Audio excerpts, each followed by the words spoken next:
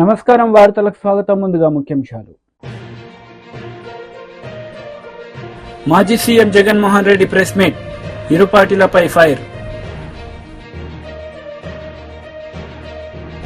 మాజీ మంత్రి Harish Rao press meet, Arekapudi గాంధీపై fire.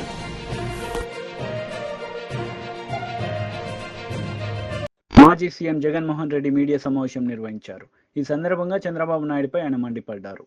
రిజర్వాయర్కు 9,950 క్యూసెక్లు inflow వచ్చింది. మరి బుద్ధి జ్ఞానం ఉన్నవాడు ఆ 9,950 క్యూసెక్లు కిందికి వదిలేయాలి కదా. ఎందుకనంటే ఏలేరు రిజర్వాయర్ కింద అవుట్ఫ్లో కెనాల్ కెపాసిటీ, అవుట్ఫ్లో కాలువ కెపాసిటీ 14,000 క్యూసెక్స్కు కాలువ కెపాసిటీ ఉంది. కాబట్టి ఆ వచ్చిన 9,950 క్యూసెక్స్ కిందికి వదిలేయాలి కదా. వదిలేస్తే నీ ఫ్లడ్ కుషన్ అనేది నువ్వు మెయింటైన్ చేయగలుగుతావు. పైనుంచి నీళ్లు వచ్చినప్పుడు ఆ నీళ్లను రెగ్యులేట్ చేస్తూ కిందికి వదలగలుగుతాం. కానీ 9,900 క్యూసెక్స్ 9,950 క్యూసెక్స్ ఏలేరు రిజర్వాయర్లోకి ఇన్ఫ్లో వస్తే సెప్టెంబర్ 1వ తారీఖున ఏలేరు రిజర్వాయర్ నుంచి బయటికి నీళ్ళు ఎంత పంపారో తెలుసా? అవుట్ఫ్లో కేవలం 300 క్యూసెక్స్. సెప్టెంబర్ 2వ తారీఖున 7,033 క్యూసెక్లు ఏలేరు రిజర్వాయర్కి ఇన్ఫ్లో వస్తే వీళ్ళు బయటికి ఎంత పంపించారో తెలుసా? కేవలం మళ్ళీ 300 క్యూసెక్స్.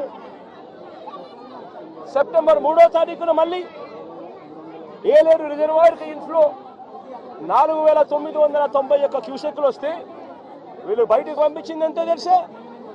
కేవలం మళ్ళీ 300 క్యూసెక్లు మాత్రమే. సెప్టెంబర్ 4వ తారీఖున 5,045 క్యూసెక్లు వస్తే వీళ్ళు బయటకు పంపించింది కేవలం 300 క్యూసెక్లు. ఈ మాదిరిగా రిజర్వాయర్ను రెగ్యులేట్ చేయాల్సిన కార్యక్రమం చేయకుండా canal carrying capacity, outflow capacity of the canal ఎటువంటి ముంపుకు గురి కానికుండా 14,000 క్యూసెక్స్ను పంపించగలిగే పరిస్థితి ఉన్నా సరే, మోడర్నైజేషన్ కాస్త కూస్తో సరిగ్గా జరగలేదు కాబట్టి 14 కాకపోతే దాన్ని 10,000 వేసుకోండి. కనీసం ఆ 10,000 క్యూసెక్లైనా కనీసం ఎటువంటి ముంపుకు కూడా గురి కాకుండా పంపించే పరిస్థితి ఉన్నా కూడా వీళ్ళు ఏం చేశారు? పైనుంచి నీళ్లు వస్తూ ఉన్నా కూడా ఏమాత్రం కూడా లెక్క పెట్టకుండా నిర్లక్ష్య వైఖరితో కేవలం 300 క్యూసెక్లు మాత్రమే మొదలుపెట్టారు. ఇలా వదిలిపెడుతూ ఏకంగా 9వ తారీఖు వచ్చేసరికి రిజర్వాయర్లలో స్టోరేజ్ కెపాసిటీ పూర్తిగా నిండిపోయింది. స్టోరేజ్ కెపాసిటీ పూర్తిగా నింపేశారు. వదలాల్సింది పోయి, మెయింటైన్ చేయాల్సింది పోయి పూర్తిగా నింపేశారు. నింపేసరికి 9వ తారీఖున 45,335 క్యూసెక్లు నీళ్లు ఏలేరు రిజర్వాయర్కి ఇన్ఫ్లో వస్తే వీళ్ళు గత్యంతరం లేక రిజర్వాయర్ కెపాసిటీ పూర్తిగా నిండిపోయింది కాబట్టి కిందికి 21,500 క్యూసెక్లు కిందికి నీళ్ళు వదిలేశారు.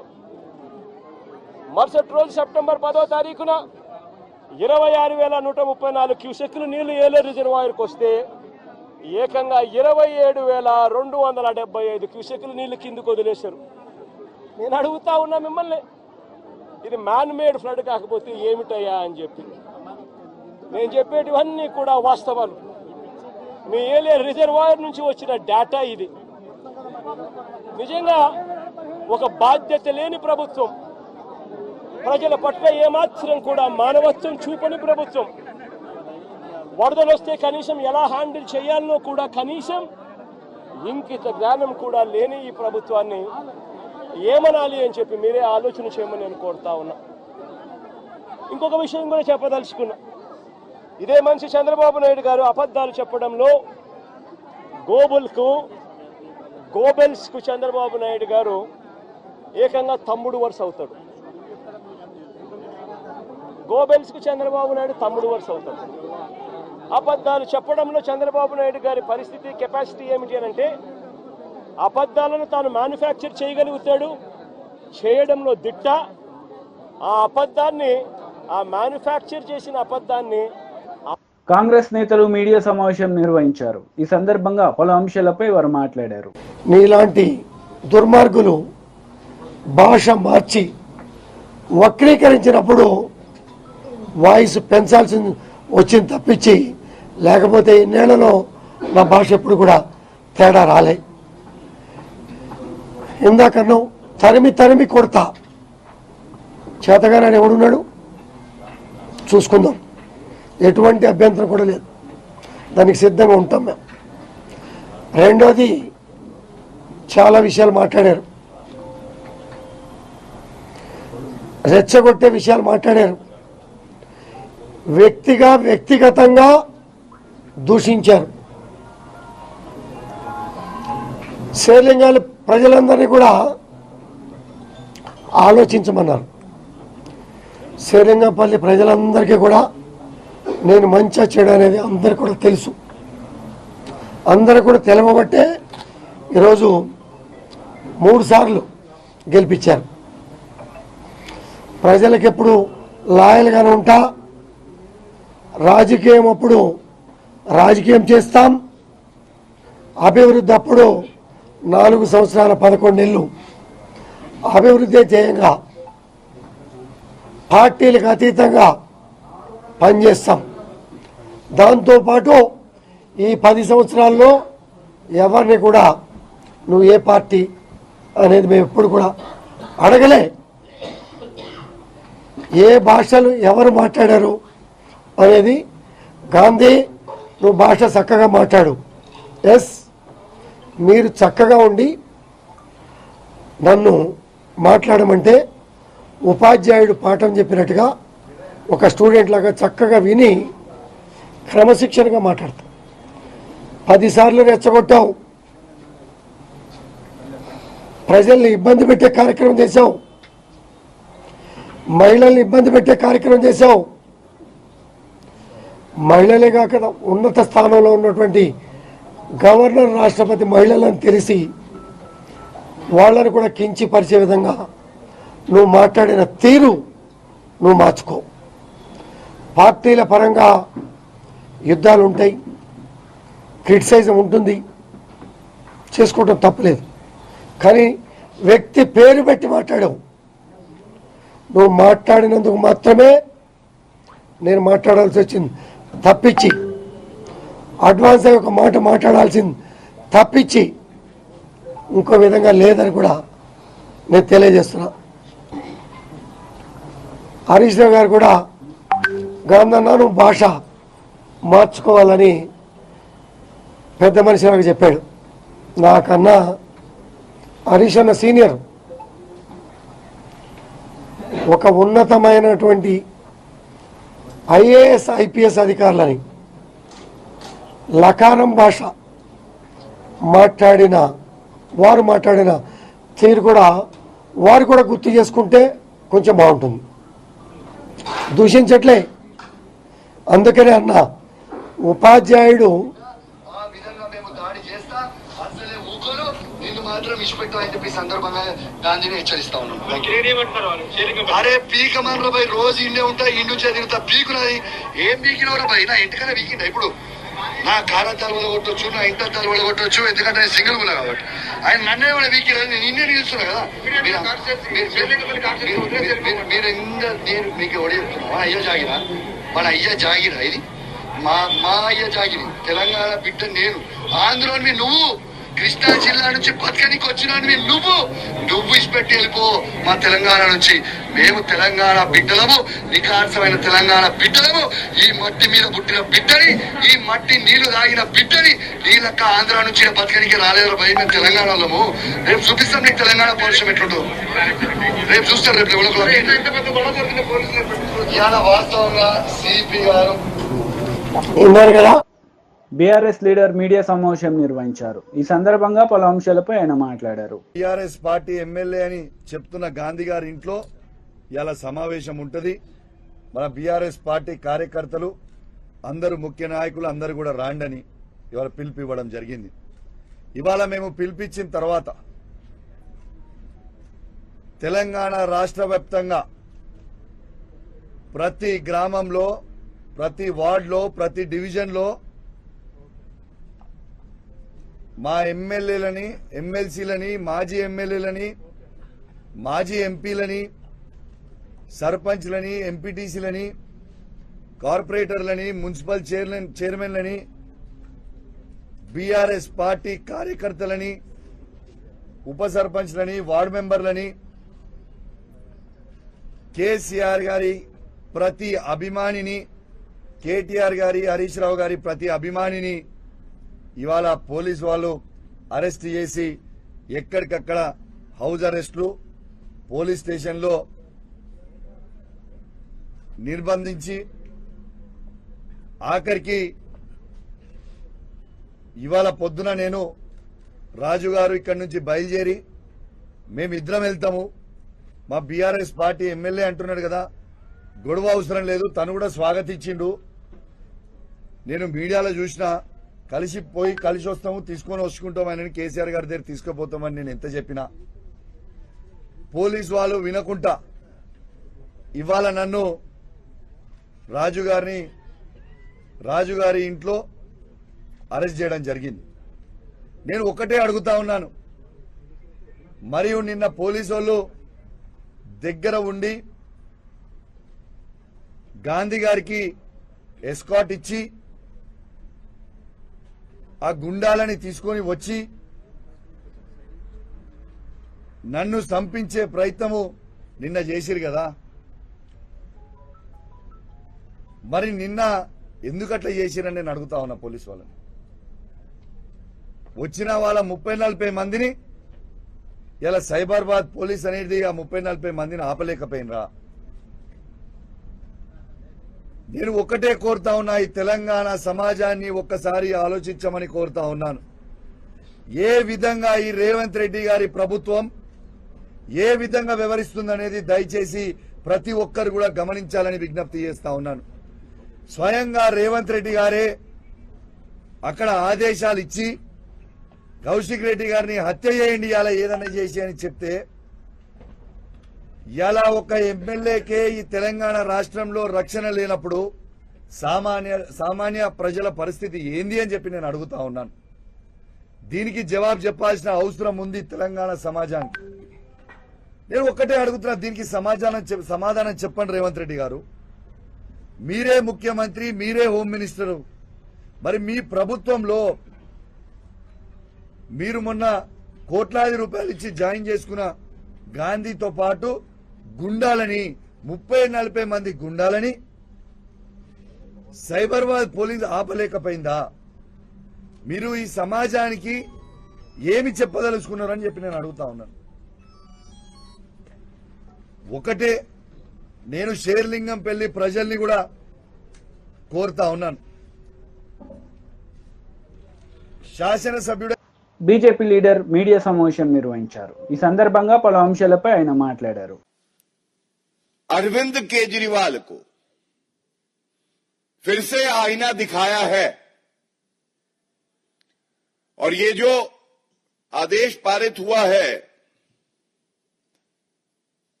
भ्रष्टाचारी कट्टर बेईमान अरविंद केजरीवाल को कंडीशनल बेल मिली है।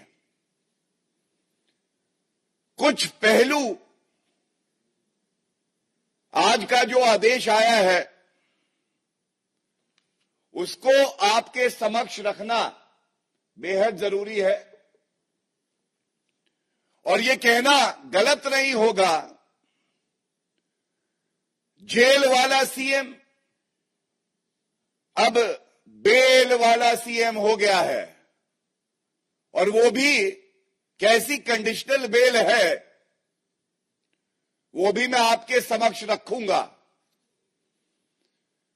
और इस आदेश के आने के बाद सबसे पहले जो अहम है, अति आवश्यक है, दिल्ली की जनता की आवाज जो भारतीय जनता पार्टी उठाती रही है, अरविंद केजरीवाल को तुरंत चाहिए कि वो अपने पद से इस्तीफा दे दें। लेकिन बेशरम अरविंद केजरीवाल ऐसा करेंगे नहीं, क्योंकि अरविंद केजरीवाल में एक बूंद नैतिकता नहीं बची है।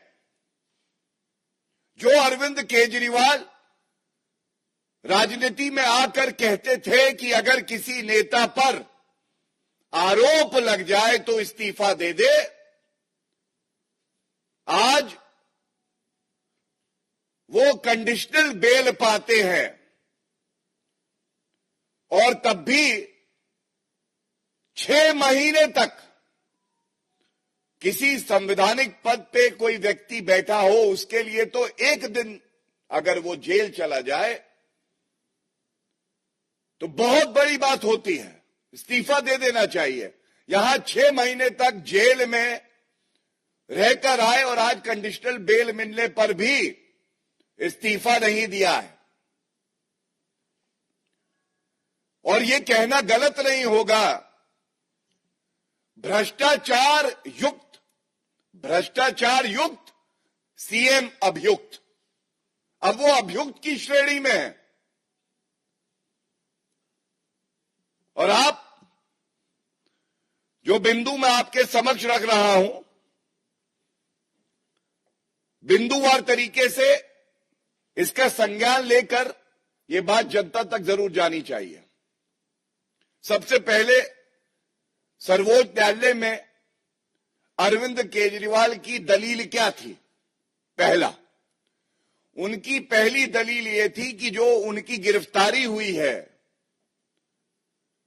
वो वैध नहीं है। The arrest of Arvind Kejriwal is illegal. और आज सर्वोच्च न्यायालय ने जब फैसला सुनाया है, बड़ी जिम्मेदारी से मैं आपके समक्ष रख दूं, तो इस 2 न्यायाधीशों की खंडपीठ ने स्पष्ट किया है, appellant's arrest does not. మాజీ మంత్రి హరీష్ రావు మీడియా సమావేశం నిర్వహించారు. ఈ సందర్భంగా పలు అంశాలపై ఆయన మాట్లాడారు. దీనికి కారణం రాష్ట్ర ముఖ్యమంత్రిది, ఇది డీజీపీ గారిది కాదా అని నేను అడుగుతా ఉన్నా. చేయాల్సిందంతా చేసి ఇప్పుడేందో సన్నాయి నొక్కులు నొక్కుతున్నారు, ముఖ్యమంత్రి దిక్కు డీజీపీ దిక్కు. ఇంకేందో రివ్యూ చేస్తారట ఇలా మధ్యాహ్నం. ఏం రివ్యూ చేస్తావు? ఇంకా సూటికి ఎట్లా కొట్టాలి, ఇంకెవరిని కొట్టాలి, ఎవరెవరి మీద దాడులు చేయాలని చేస్తావా? అసలు ఉందా ఈ రాష్ట్రంలో లా అండ్ ఆర్డర్ ఉందా? ఖమ్మం పోతే మా మీద రాళ్ల దాడి చేస్తే, ఎమ్మెల్యేల మీద రాళ్ల దాడి చేస్తే 10 రోజులైనా ఎఫ్ఐఆర్ ఇష్యూ కాలేదు, 10 రోజులైనా ఆ గుండాలను ఇంతవరకు అరెస్ట్ చేయలేదు. నిన్నేం జరిగింది? కౌశిక్ రెడ్డి గారింటి మీద రాళ్ల దాడి చేసినటువంటి వాళ్ళకేమో రాచమర్యాదలు, పోలీస్ స్టేషన్లో వాళ్ళకి మంచిగా బిర్యానీలు తినిపించి, సమోసాలు తినిపించి, ఛాయలు దాగిపించి, ఎస్కాట్ ఇచ్చి గాంధీ గారిని ఇంటి దగ్గర దించొస్తుంది. ఫిర్యాదు చేయడానికి వచ్చిన మమ్మల్ని ఏమో అరెస్ట్ చేసి 2 గంటలు హైదరాబాద్ అంతా తిప్పి అర్ధరాత్రి జంగల్లో మహబూబ్ నగర్లో ఇచ్చిపెట్టింది మమ్మల్ని. అంటే అసలు లా అండ్ ఆర్డర్ పోలీసులు వ్యవహరించే తీరు ఇదేనా నేను అడుగుతా ఉన్నా. అసలు రాష్ట్రంలో లా అండ్ ఆర్డర్ ఉందా అని అడుగుతా ఉన్నా. గతంలో బీఆర్ఎస్ ఎమ్మెల్యేలు మేము నల్గొండకు వెళ్తే డైరెక్ట్గా మా బస్సు మీద కేటీఆర్ గారు మొత్తం 20 మంది ఎమ్మెల్యేలు ఉన్న మా బస్సుల మీద కోడిగుడ్లతో రాళ్లతో దాడి చేశారు. ఖమ్మం పోతే ఎమ్మెల్యేల మీద, బీఆర్ఎస్ ఎమ్మెల్యేల మీద దాడి చేశారు. సిద్దిపేటలో నా క్యాంపు కార్యాలయం మీద దాడి చేశారు. కౌశిక్ రెడ్డి ఎమ్మెల్యే గారింటి మీద దాడి చేశారు. ఏ ఒక్క విషయంలోనైనా పోలీసు యాక్ట్ చేసిందా? ఎక్కడైనా అరెస్టు జరిగినాయా? అంటే ఇవాళ ఏమైపోయిందంటే మీరే ఈ రకంగా రెచ్చగొడతా ఉన్నారు. ఇవాళ ముఖ్యమంత్రి గారు ఆయనే దీనికి మూల కారణం. ఎందుకంటే ముఖ్యమంత్రి గారు ఆయన నోరు అదుపులో పెట్టుకోవాలి.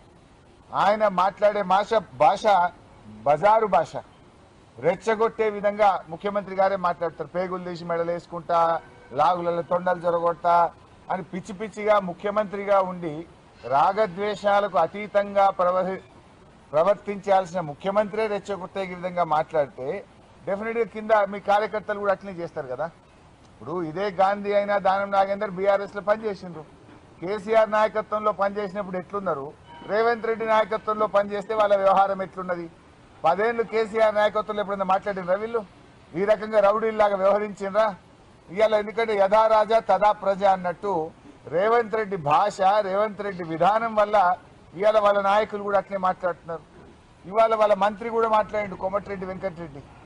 బీఆర్ఎస్ వాళ్ళు ఎక్కడైనా విమర్శిస్తున్నట్టు వాళ్ళని కొట్టండి అని రాజ్యాంగం మీద ప్రమాణం చేసిన మంత్రే రెచ్చగొడుతుంటే ఇంకా లా అండ్ ఆర్డర్ ఎక్కడుందే? రివ్యూ చేయాల్సింది ఫస్ట్ నిన్ను నువ్వు రివ్యూ చేసుకోవాలి, నీ మంత్రుల్ని రివ్యూ చేయాలి. నువ్వు చక్కగా లేవు ఫస్ట్. పాపం పోలీసులు ఏమంటావు?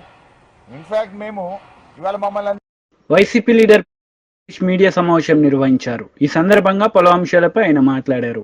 జవహర్లాల్ నెహ్రూ యూనివర్సిటీ ఛాన్సలర్ గా ఇందిరాగాంధీ కొనసాగుతూ ఉంటే ఆమెకు ఎదిరించి యూనియన్ విద్యార్థి విభాగం నాయకత్వం వహించి వారి డిమాండ్లను ఇందిరాగాంధీ ఎదురుగానే చదివి వినిపించి చేసినటువంటి ధైర్యశాలి మన యెచూరి గారు. మరి అటువంటి కమ్యూనిస్టు సిద్ధాంతాలకు, సిపిఎం పార్టీ అభ్యున్నతికి, బీద ప్రజల సేవకు, మరి అదేవిధంగా ఆంధ్రప్రదేశ్ విడిపోయిన తర్వాత ఆంధ్రప్రదేశ్ సంబంధించినటువంటి ప్రత్యేక హోదా గురించి అయితేనేమి అనేక విషయాల మీద ఆంధ్రప్రదేశ్కు సపోర్టుగా ఆయన మాట్లాడటము, ఉద్యమాల్లో పాల్గొనడం కూడా జరిగింది. మరి ఈరోజు దేశ యావత్తు అందరూ కూడా మన ఆయన చనిపోయినటువంటి విషయంలో తీరని లోటుగా భావిస్తున్నారు. నేను కూడా దివంగత ముఖ్యమంత్రి రాజశేఖర రెడ్డి గారు ఉన్నప్పుడు దాదాపు 2-3 సార్లు మనం యెచూరి గారిని కలిసి, సీతారాం యెచూరి గారిని కలిసి మాట్లాడడం జరిగింది. చాలా వినయంగా, విధేయతగా ఎవరినైనా సరే బాగా మాట్లాడగలిగే వ్యక్తి. అటువంటి వ్యక్తి ఈరోజు చనిపోయినందుకు ఒక తెలుగువారిగా, ఒక తెలుగువానిగా నేను కూడా చాలా బాధపడుతున్నా. ఈరోజు దేశ యావత్తు కూడా అన్ని పార్టీల వాళ్ళు కూడా ఆయన మరణం తీరని లోటు అని చెప్పేసని, అదేవిధంగా రాజ్యసభ సభ్యునిగా ఎన్నికైన తర్వాత పార్లమెంటులో అనేక విషయాల మీద చర్చించి అనేక విషయాల్లో కూడా కమిటీల్లో కూడా నెంబర్గా కొనసాగారు. ఎస్ఎఫ్ఐలో కానీ మరి కమ్యూనిస్ట్ పార్టీ ఆఫ్ ఇండియాలో కానీ ఆయన పనిచేశారు విద్యార్థి విభాగంలో ఉన్నప్పుడు. కాబట్టి ఆయన పై స్థాయిలో ఉండి ఈరోజు ఆయన చనిపోవడం, ఆయనకు మనశ్శాంతి భగవంతుడు ఆయన ఆత్మకు శాంతి కలిగించాలని, అలాగే వారి కుటుంబానికి ప్రగాఢ సానుభూతి తెలియజేస్తూ పి నాగార్జున రెడ్డి మాజీ ప్రభుత్వ సలహాదారునిగా నేను మనస్ఫూర్తిగా కోరుకుంటూ సెలవు తీసుకుంటున్నాను. నమస్తే. వార్తలు ముగించే ముందు ముఖ్యాంశాలు మరోసారి. మాజీ CM Jaganmohan Reddy press meet, ఇరు పార్టీలపై ఫైర్. మాజీ మంత్రి Harish Rao press meet, Arekapudi గాంధీపై fire.